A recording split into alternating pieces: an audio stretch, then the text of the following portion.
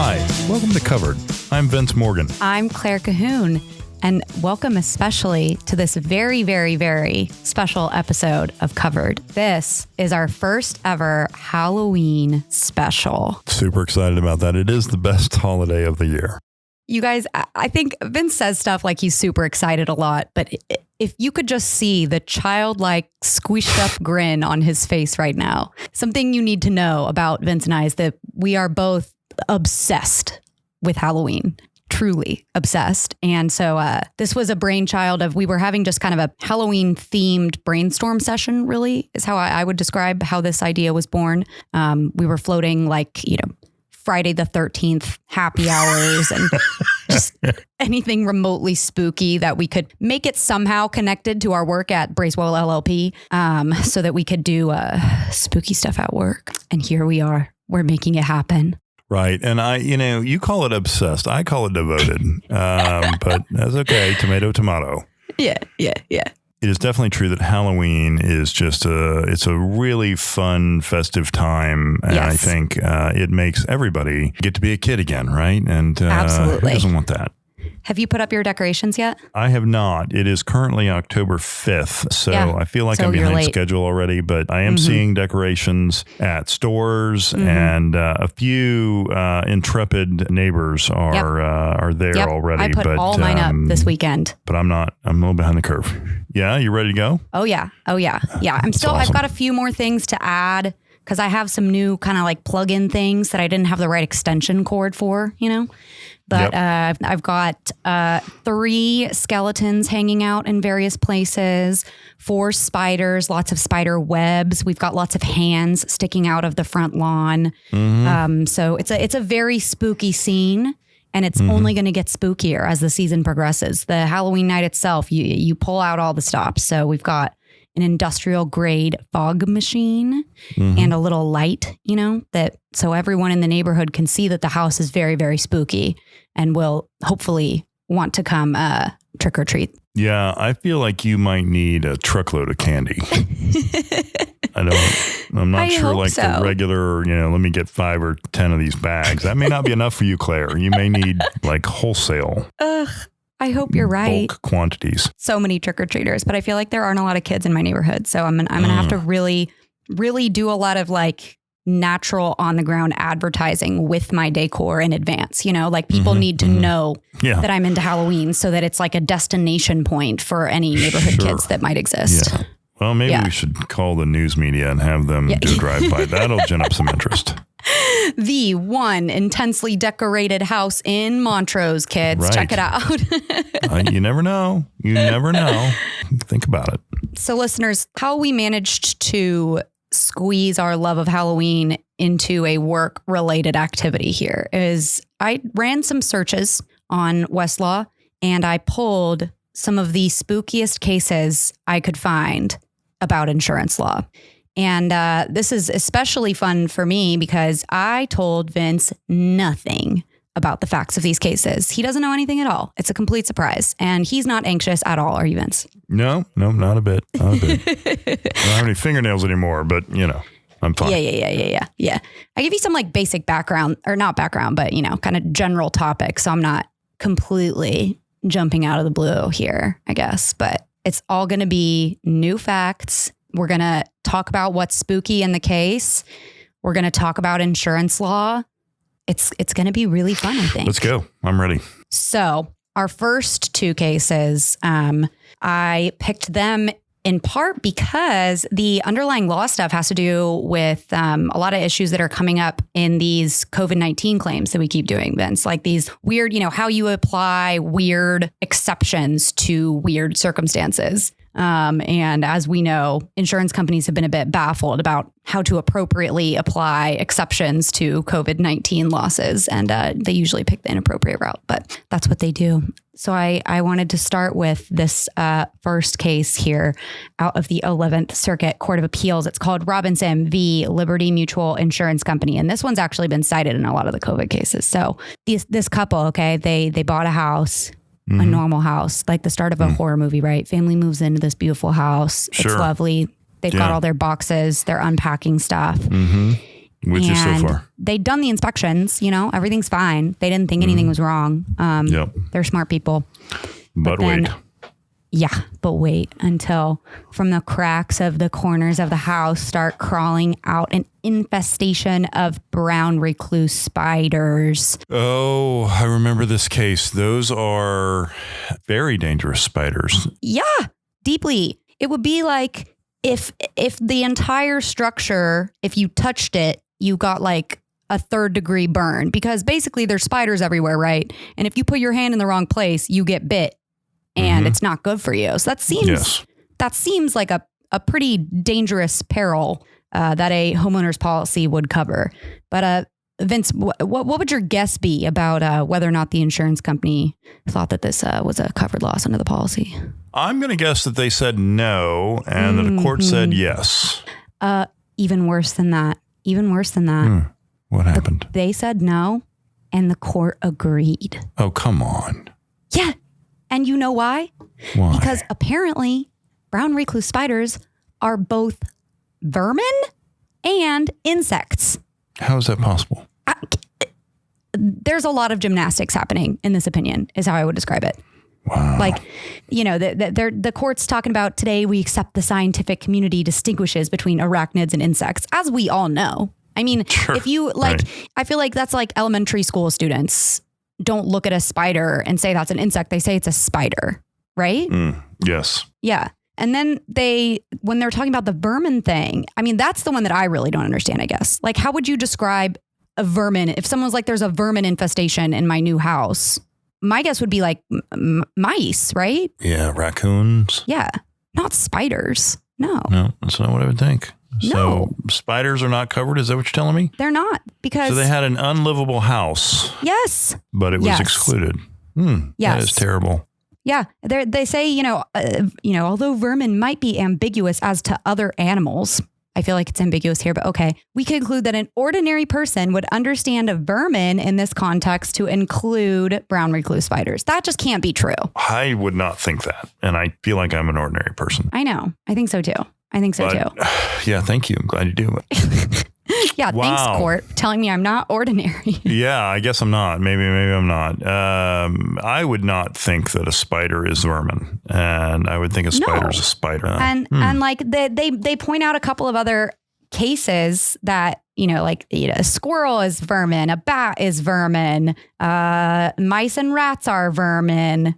Though that all makes sense to me. Yeah. That all makes sense to me. But then there was this other case where they determined that they cite this case. So I don't really understand this. I feel like this doesn't help their point. They cite this case that in Georgia that concluded that vermin in an insurance policy was unambiguous as to rats and mice, but plainly did not include squirrels. That is interesting. Did you see, Claire, there was some guy who, I guess he went on a trip or something, and he had a pickup truck parked at his house, and apparently some overachieving squirrel somehow managed to store like 150 pounds of walnuts in the engine bay of his truck. And, he could get most of them. And he's got he pulled them all out, right? Apparently the squirrel has done this several times before, right? It is just like like the most overachieving squirrel on the planet. And respect. And so he has like buckets of these walnuts, and he said some of them are like in the frame. I can't get to them, right? They're just they're just permanent. But this poor squirrel must think I've got a feast ready for me. Yeah. And then this guy emptied the truck, and the squirrel just must be real. I haven't read the rest of the story. Like, did he store them in some, buy an abandoned truck or something and park it there and put the nuts back in? I don't know. I mean, I feel a little bit bad for the squirrel, but but that sounds like vermin activity to me. It does. Yes. Like, I respect it, and I want the best for that squirrel. Right. But of course. That's vermin behavior. But apparently spiders all over your house, which is deeply spooky and deeply dangerous. Yes. Not covered. Okay. Yes. Well, this is the Covered podcast. So what else you got? All right. So then there was a case where we're in an apartment building. Okay. Mm-hmm. We're in an apartment building. You're the landlord. Okay. And you are you're walking around, you're knocking on all the doors, checking in on people. And one guy hasn't paid his rent in forever. And you knock on his door and he's not responding. So you open the door and you found him dead. He's collapsed over the toilet in the bathroom. Oh, come on. And he'd been dead for 2 weeks. I just got back from lunch, Claire. It gets worse. Hold your stomach. Okay. Take a deep breath. Go. Okay. I'm going to quote. I'm quoting this directly from the background of this case. Mm-hmm. Bodily fluids had seeped into the bathroom floor and had contaminated the first floor bathroom directly below. Biological material was also found in the kitchen and bedroom of the apartment, and a powerful foul odor pervaded the unit. Okay, Claire. I think this has just highlighted for me the need for us to get with our sound effects team. I know. To have something that goes ew, because that's just gross. I hadn't really thought about that even being like a logistical possibility. Like it literally seeping into the apartment below. No. That's very creepy. Yes. It's very, very creepy. Dreadful. Really sorry to hear that. Yeah. So what's your guess about what the insurance company thought about this one? What did they say? Pollution? Oh, no. Lots of other Well, yeah, but that's the last one that they really got to use though. The court didn't even get to it. The insurance company relied on one exclusion for microorganisms and another one for seepage and or pollution and or contamination exclusion. I did not know. Is that normal? Are there seepage exclusions in policies as a normal rule? There can be, yes. Wow. What did the court say? The court did not cover the claim. Oh my God. Included on both grounds. The worst part about this, Claire, is you come to us now with 2 cases where the insured lost both. I mean, talk about a horror story. I know. I hope this story gets better. It really doesn't. It really doesn't. There was. You got more of. It was spooky, and it continued being spooky, and no one got covered from their insurance company as a result, which is the spookiest. I can't wait to see the Claire St. Patrick's Day episode. It's going to be real grim. I don't know what'll happen with that, but real grim. No one gets the pot of gold. There's a leprechaun, and there's an exclusion for leprechauns. I know. Wow. Devastating. Okay. All right. So you have the creepy spiders, and then you have sort of sad dead guy. That's awful. I picture it as like a glowing goop situation there. And then the insurance company pictured it as like more real than that. Not needing to picture that, but I'm happy for you that you did that. Okay, well, I've got a less gross one. If you want to talk about something less gross, but still spooky. I do.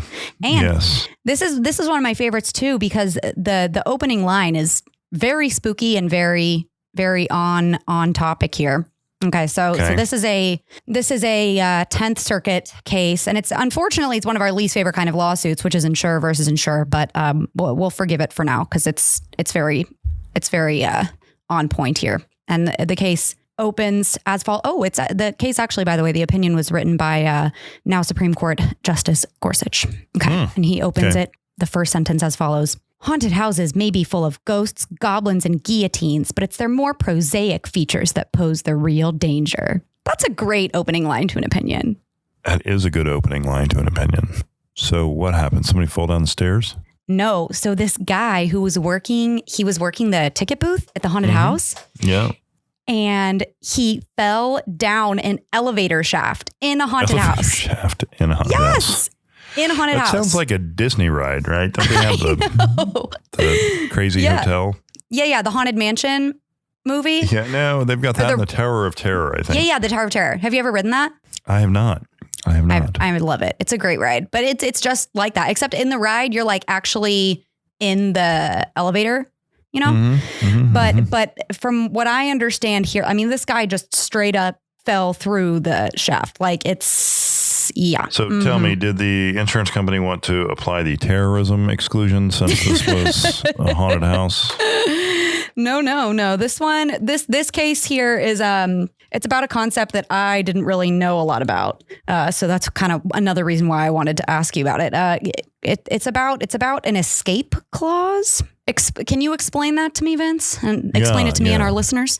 Yeah, like in other insurance, is that what this is? Yeah, so the court says an escape clause that And this is what Markel said, that allowed it to elude the liability that would otherwise arise from the terms of its policy. So other insurance clauses, they come in three varieties. So there are what are known as the pro rata clauses, pro rata, however you want to pronounce that. And it says, like, if you have two insurance policies, both cover the same loss, then they both sort of share the loss amongst each other so that the insured gets fully paid, but not more. Sure. And so then each insurance company bears, some portion of the loss instead of all of it, right? Which seems like a fair-minded way to, make everybody kind of where they need to be. Sure. Then there are the excess clauses, which say, well, look, if you have other insurance, then I will only pay after they have paid. And courts don't like that because both insurance companies tend to want to say that, right? And it's after you, no, really, I insist, after you. and you can just sort of imagine how that sort of plays out forever. And then there's the escape clauses, which say if you have any other insurance at all, then this insurance doesn't apply, period. And which they treat as sort of a get out of jail free clause. Yeah. And what courts usually do in every jurisdiction I know, I mean, they first try to harmonize the two clauses to see if they can find a way to fit them together. But usually what happens, it's kind of like when you were in law school and you remember the UCC Battle of the Forms. Yeah. And they say, look, if you both have terms that are mutually repugnant, where, you both claim to do what the other one claims to do, then what we're going to do is just disregard them both. And they call that the knockout rule. We're just going to knock them out as if they aren't there. And then they usually sort of default to the pro rata approach. Sure. Okay. Yeah. That makes sense. I don't know what happened in this case, but that seems like that's where they should have gone. So in this case, the 10th Circuit was interpreting Oklahoma law. And I guess what they did to help the policyholder get out of this little kerfuffle was apply the reasonable expectations doctrine. And they were basically like, look, there's no way that these haunted house owners bought this policy and thought that you could just get out of covering it. That's definitely just not how that works. And the policyholder actually won this one. This had a happy ending. Well, I guess the policyholder already won in theory, but Yeah. But they put the win in the policyholder column, as it were. Yeah. Well, so your first actual Halloween case, the policyholder wins, and I feel like that's good. That's right. I didn't say they were all occurring on Halloween, they just have to be like Halloween adjacent here. Yeah. Okay. That's good. Good. And there's one other that has it's a very brief Halloween moment here, but I just wanted to bring it up because I thought it was interesting. In this case, we're not going to discuss it quite as length because it's just a little reference, but we've been talking actually in a couple of our cases that we've managed about when an insurance company assumes your defense and, what they can get away with and what they can charge and all that kind of stuff. So this case is about that issue in part. But what happened is there was a car accident and the policyholder filed a claim and the insurance company accepted coverage of the case and they were defending this lawsuit. And later on, the policyholder was mad at the insurance company, so they did a bad job. Sues the insurance company, bad faith, et cetera, right? And one of the grounds that they did that on is they were saying that the insurance company didn't, it was a bad faith failure to settle claim. And they said that one of the ways in which they acted in bad faith was by failing to tell the policyholder that they were going to call this one specific witness. And what happened is, the insurance lawyers going through the case, they're trying to find witnesses and there's an eyewitness to the accident. And they're like, oh, great, perfect. We're going to call this eyewitness. But then they call the eyewitness and you know what the eyewitness tells them? No. The eyewitness says that she did see the accident. Yes. And also at the scene of the accident was a ghost. And so the insurance company lawyer said, thank you so much for your time. We don't need you to testify. Goodbye. And so the policyholder was then arguing, you should have told me that you were going to try and call this witness because I could have told you that she was crazy and that she saw ghosts. And the court said, no, they don't have to tell you that they're calling a witness just so you can tell them that that witness saw a ghost. But I just thought that was funny. That is funny, but also sort of seems like the right outcome. Yeah, right. Okay, quick question. Yeah. Do you believe in ghosts? I've never seen one. But that's also true that I've never seen a baby pigeon, although I'm fairly certain they exist. That's a good point.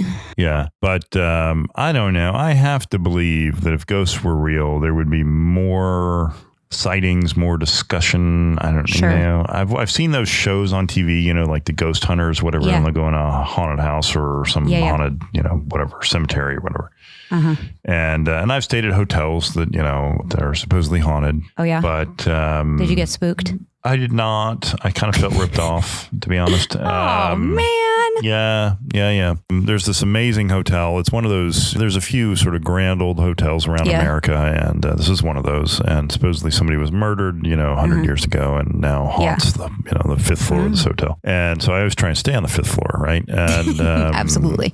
Yeah. And I'm like, I'm ready, you know? Yeah. And I want to see the ghost. Yeah. And so far, nothing. You know, hashtag disappointment. Big hashtag disappointment. But no.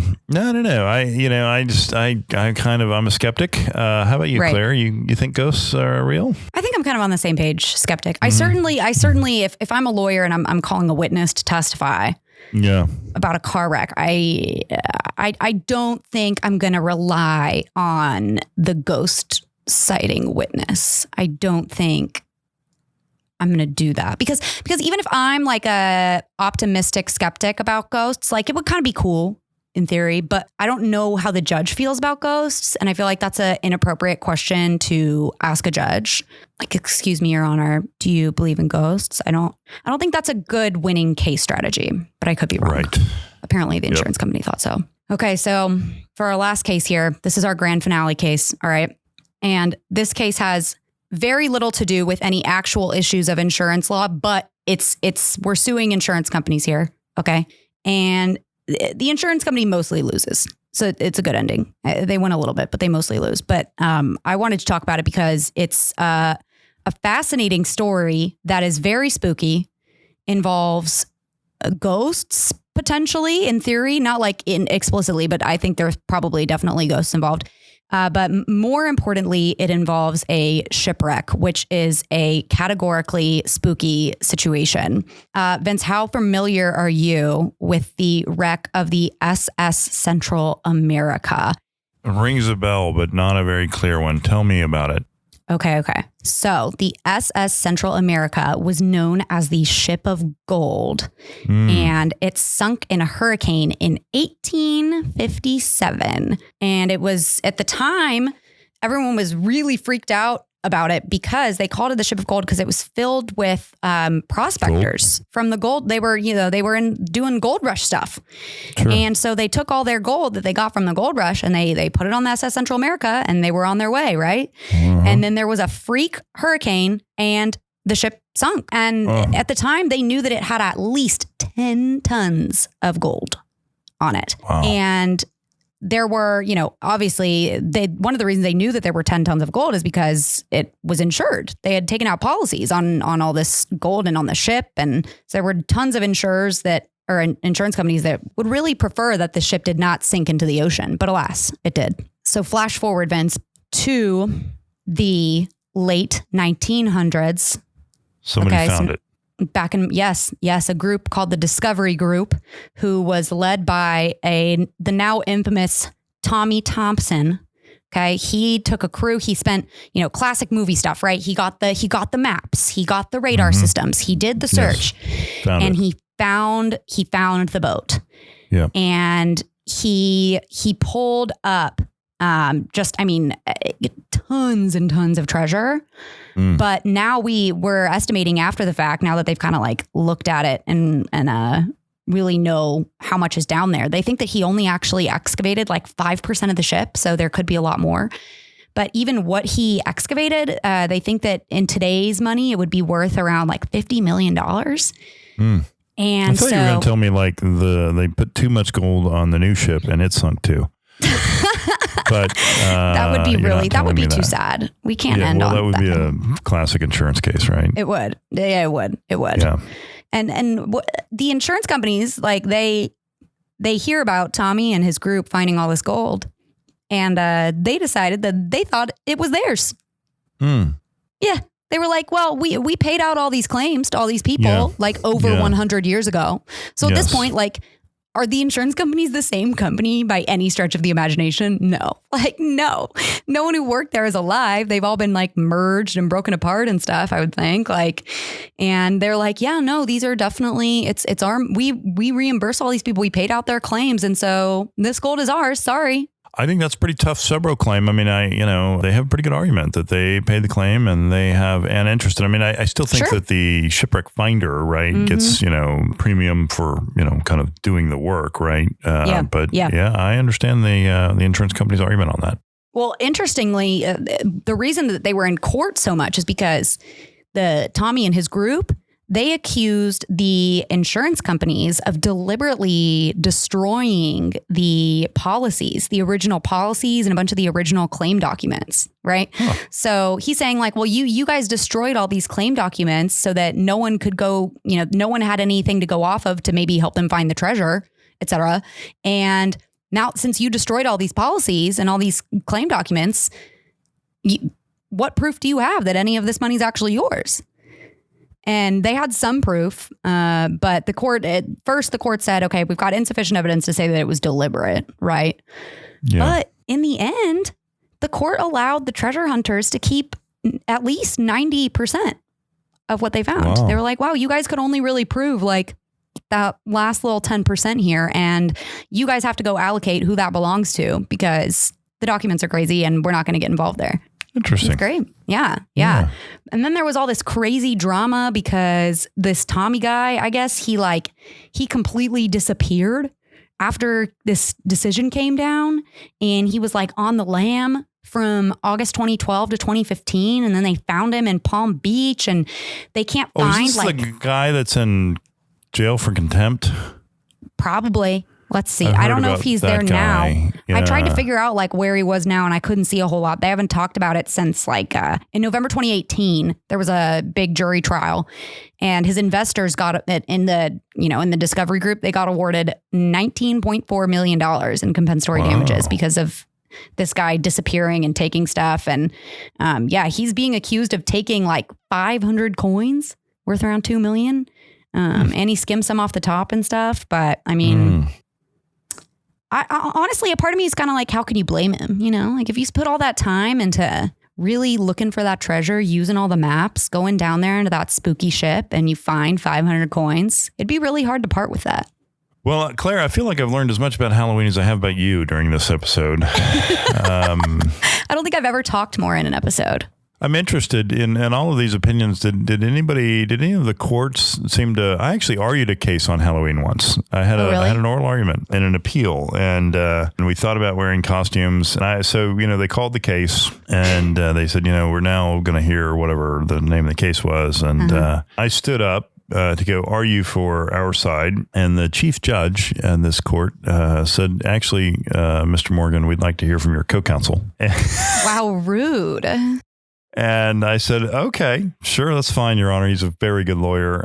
He'd been a friend of mine for many years. We worked together, but he'd also had worked at that court after lawsuit clerk there. And they said, no, we're just kidding. Y'all can argue it however you want. It's our little Halloween joke. Oh, okay. So, I didn't know that Halloween somehow turned into April Fool's Day, but yeah, what is that? I think I'd prefer treat over trick. Thank you, Judge. Yeah, but it was funny, but it was also, an important reminder that you need to, you show up at the courthouse, you need to be even on Halloween. Yeah, right. Ready for anything. So yes, I wonder if any of these opinions actually talked about, the trickery surrounding Halloween as part of the opinions. Did you get like a judge that wanted to talk a little bit? I mean, Gorsuch definitely was the most like his Halloween. Opening line. Yeah. Yeah. Which it makes me really curious. I think I'm going to spend the next hour or two just deep diving into Gorsuch and Halloween and see if I can find anything more here, because he really he got real flowery in this opinion. I mean, he's like at the end of that first paragraph, he's talking about how there's no escape for either of them. He was working in the twilight hours, checking guests, describes the incident, starts saying when the flashlight he used began flickering and then died, he ventured inside in search of a replacement to navigate his way through the inky gloom. Mr. Hodges used the light of his cell phone. I mean, he's really leaning in hard to the Halloween energy. And there were a couple other cases that, occurred on Halloween and so made a couple good jokes. But I mean, Gorsuch really got into it. He talks about the brooding darkness and gets really into the spooky vibes, which I appreciate. I really appreciate that. I think that if your opinion has to do with a particular holiday or occurs on a particular holiday, I think you owe it to the young associates of America to be on theme. I think that's right. That does seem fair to me. Yeah, absolutely. Yeah, absolutely. Yeah. All right. Wow. Well, that concludes my spooktacular selection of cases for today. Well, I got to say, Claire, I am super impressed that you took the initiative to go find some spooky Halloween themed cases. And not every associate would do that. In fact, most of them wouldn't. Yeah, that's one way to spend your daylight. And it just goes to show just how much you love insurance law. That's right. And that warms my heart. Right. I feel like, this is just another indication that that the staffing gods have put us together that you were a budding insurance nerd before you even knew it. That's right. That's right. That's pretty cool. I like the April Fool's Day as our next themed episode. There's got to be some insurance disputes about April Fool's Day. There's got to be. I mean, there's just if you just run through sort of the holidays that aren't holidays, right? Yeah, and so bad stuff happens on April Fool's Day. Certainly. Yeah, so it's Halloween, it's April Fool's Day, it's St. Patty's Day. Yeah, I bet there's some 4th of July fireworks mishaps that occur. Well, that's an actual holiday. That's Independence Day. Okay. Claire. Yeah. Sorry. It's where we celebrate our nation's birth. Sorry, I just take Halloween so seriously. I know you think it's on par. I do too. Feels real. Yes, but I think we could look, for St. Patrick's Day and April Fool's Day as our next crossover or theme episodes. Yes, because it does seem like this should be. I guess there's Valentine's Day too. I mean, there may be a case or two about that. That's another holiday. Yeah. And there's Mother's Day and Father's Day, right? And probably some others that again aren't sort of legal holidays, but are ones that are widely celebrated and enjoyed by many. And I think we owe it to the covered listeners to explore these things and bring more of this joy to them going forward. Yes, that's right. We're about joy here. That's all we do every day. Okay. Well, this has been great. Claire, I've enjoyed it. Thank you for your diligent work. You're so welcome. And I really appreciate you bringing these to our attention and to our audience's delight. I'm still kind of creeped out by the spiders. You see those statistics like the average person eats 8 spiders in their lifetime, right? Yeah. You seen that? Yeah, that always freaked me out. Yeah. Don't think about it too hard. Yeah. I don't know if it's true or not. They say that there's a spider within a few feet of you 24 hours a day, right? That they are literally everywhere. And that you don't see them because they're so small or, whatever, most of the time. And insurance companies don't care. They don't care. Sorry. I'm vermin. Good to know. All right, Vince. Well, I'll catch you next time, huh? All right, Claire. Yes, we'll be back soon. You have a nice day. I hope our audience will tune into the next episode of Covered. Thanks.